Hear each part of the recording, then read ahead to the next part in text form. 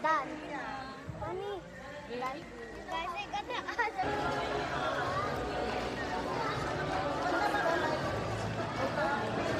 Inside are you gonna put the one with the opening or the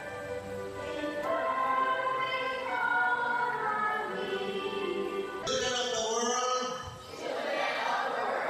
unite to stop the war. Restore peace. Yun ang wish kasi ni Sadako, 1,000 paper cranes para hindi siya mamatay. Ito naman, simple lang wish niya. 1,000 paper cranes para manalo siya sa chess. Palagi hindi siya nananalo eh. Gumawa siya ng paper cranes, dumating competition, hindi pa niya tapos yung paper cranes, 200 lang nagawa niya, nag-champion siya. Hindi niya makalimutan yung paper cranes, yung homily, si Sadako, tinapos niya yung paper cranes hanggang sa naging 1,000. Nung 1,000 na, nung March 26, 2026, iniwanan niya sa parokya na may sulat na nagpapasalamat sa akin.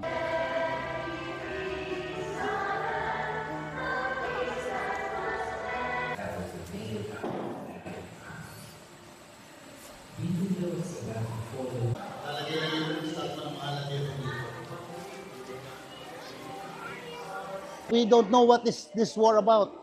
We don't understand what you're fighting for.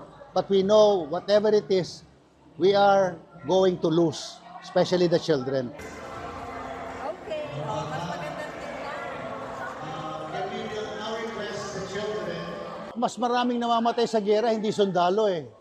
Di ba?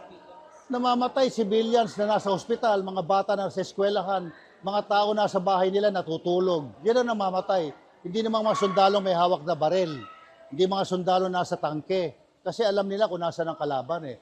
Pero yung mga walang kalaban-laban na walang intensyon gumante at makipag-away, yun po namamatay. Encounter the people.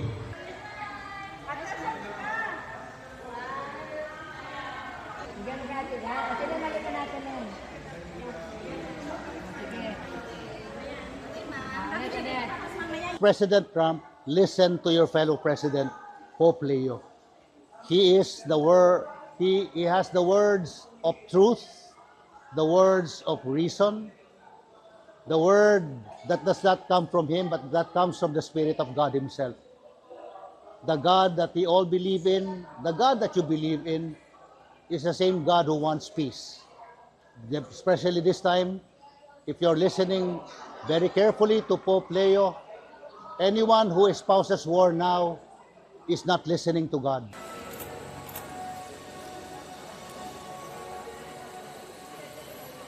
I mean, everybody, regardless of who you are, what country you belong to, you should speak out and say, this war is against all of us. It is not against Iran. This war is against everybody in this planet because war will destroy everybody.